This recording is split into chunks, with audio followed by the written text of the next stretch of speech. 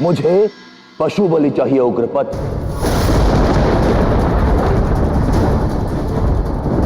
पशु बलि? हाँ, क्यों नहीं दे सकते? आपकी यदि पशु बलि की मांग है तो पशु बलि अवश्य होगी।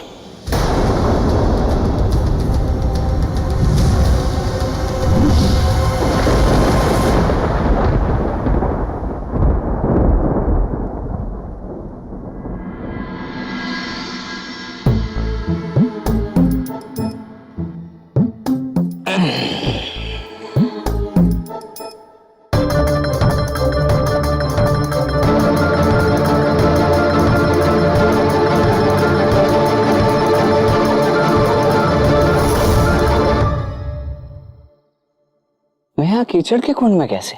कल रात तो मैं चंद्रावली के घर सोया था। और हम आपको यहाँ ले आए।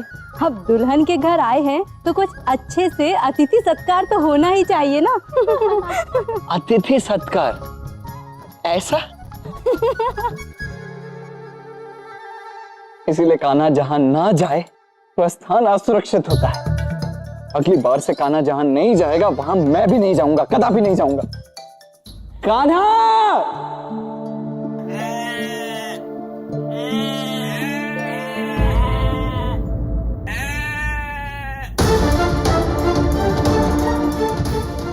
ये मेमने के रोने का स्वर कहां से आया?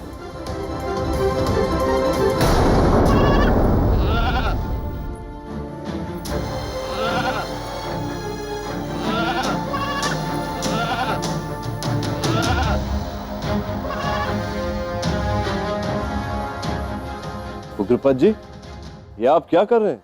कहां ले जा रहे हैं इसे आप? मेरे आराध्य इंद्रदेव का घोर अपमान हुआ है बृषभान जी। इसी कारण वे स्वयं कल रात्रि मेरे स्वप्न में आए और उन्होंने मुझसे पशु बलि की मांग की। और मैं उनका परम भक्त होने के नाते उनके इस मांग को उनका आदेश समझकर अवश्य पूर्ण करूंगा। उनको प्रसन्न करने के लिए मैं ये पशु बलि अवश्य दूंगा बृषभान जी।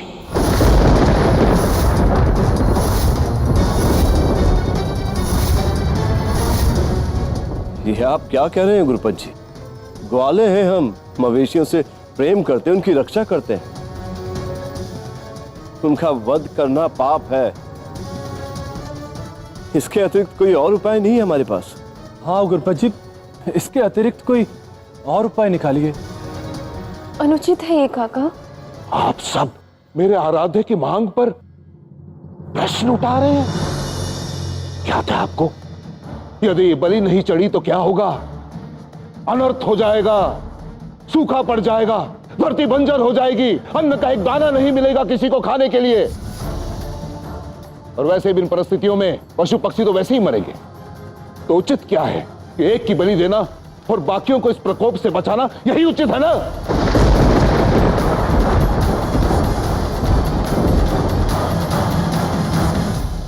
और अब ये पशु बलि की प्रक्रिया आरंभ होगी।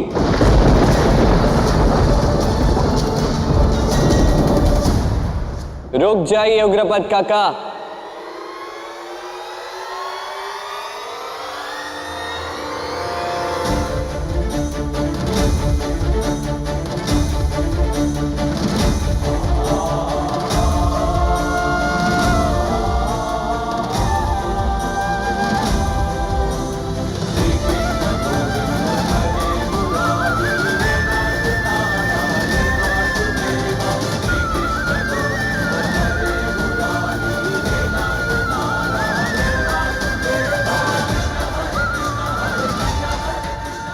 देवता रक्षा करते हैं।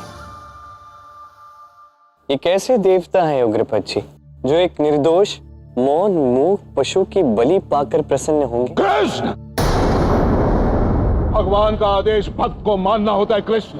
और तुम मेरे भक्ति पर प्रश्न चिन्ह मत लगाओ कृष्ण। भक्ति का आधार प्रेम होता है उग्रपद काका, भय नहीं।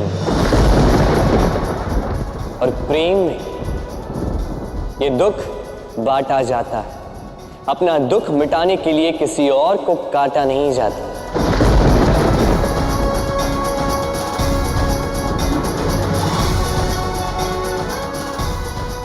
भक्ति का आधार यदि भय हो, वहां भक्ति वास नहीं करती। और जिस देवता को प्रसन्न करने के लिए किसी निर्दोष के प्राण लेने पड़े, वो देवता प्रसन्न करने के योग्य नहीं। और तुम ये तर्क करने के योग्य नहीं हो कृष्ण। मैं ये पशु बलि हर मूल्य पर दूंगा। और मैं ये पशु बलि किसी भी परिस्थिति में होने नहीं दूंगा काका।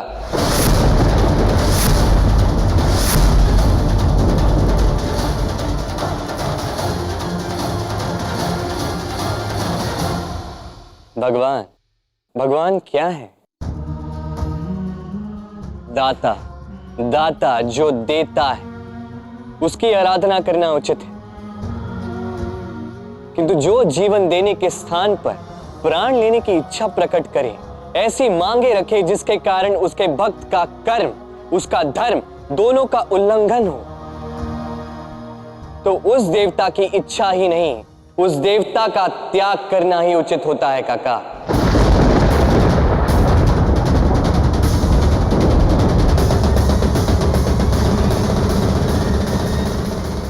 बस करो कृष्ण, बस करो, मौन हो जाओ।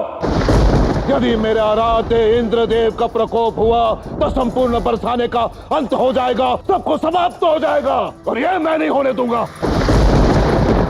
इसलिए मैं महापंडित उग्रपद आप सबसे आग्रह करता हूं कि आइए और इस अभिमानी बालक को इसका सही स्थान दिखाइए।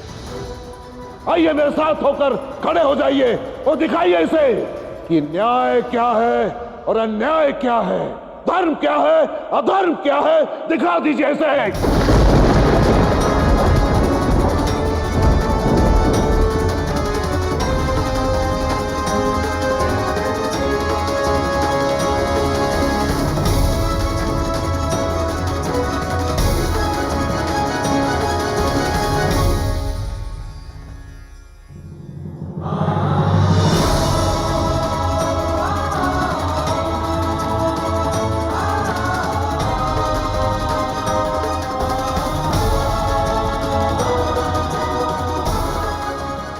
राधा,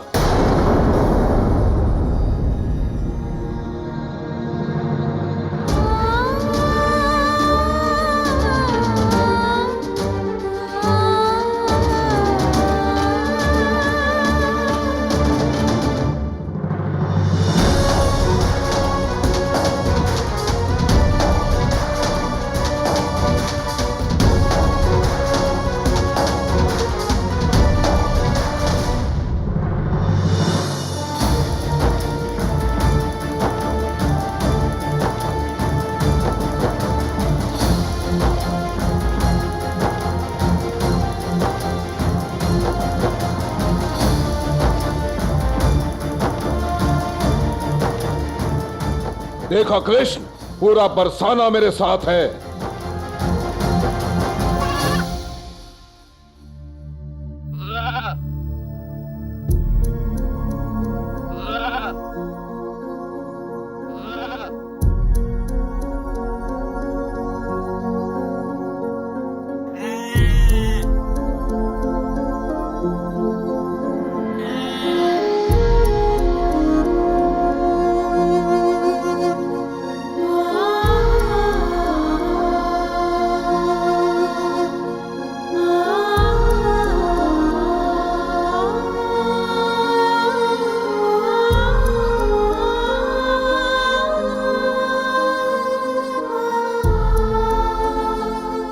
यहाँ उपस्थित प्रत्येक माँ से मैं ये पूछना चाहूंगा, कैसा लगेगा किसी माता को यदि उसके समक्ष उसके संतान की बलि चढ़ा दी जाए?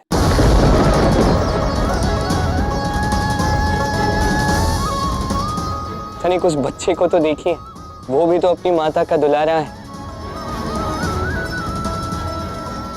ये भी यहाँ मेरी भांति, आपकी भांति, हम सबकी भांति जीवन जीने आया है। किसने अधिकार दिया हमें उसके जीवन जीने का अधिकार उससे छीनने का? इसने अधिकार दिया हमें किसी माता से उसके संतान को छीनने का।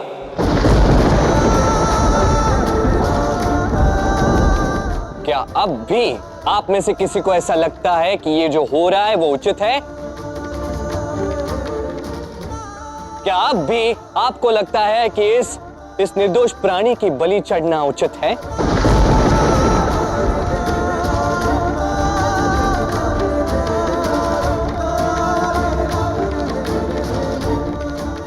बाबा, मेरी विनती है आपसे, अपने हृदय की सुनिए और यहाँ आ जाइए। नहीं विस्मान जी, आप बरसाना के मुखिया हैं, मेरे मित्र हैं, आप मेरे आराध्य का अपमान नहीं कर सकते।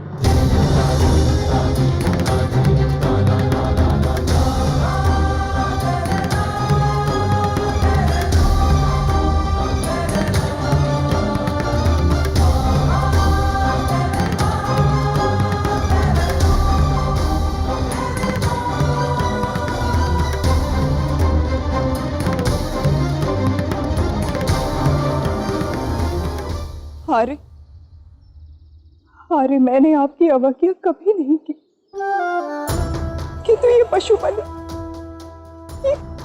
ये उचित नहीं है आर्य। मैं भी एक माँ हूँ, आज मुझे अपने हृदय की सुननी होगी आर्य। मुझे क्षमा कर दीजिए, किंतु मुझे उस पक्ष में जाना होगा।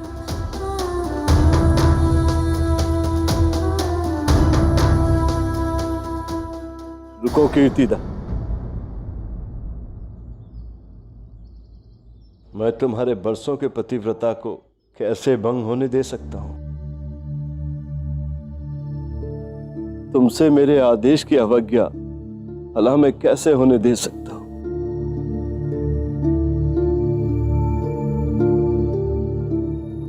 कृष्ण सही है और मैं भी उसके पक्ष में तुम्हारे साथ चलूंगा।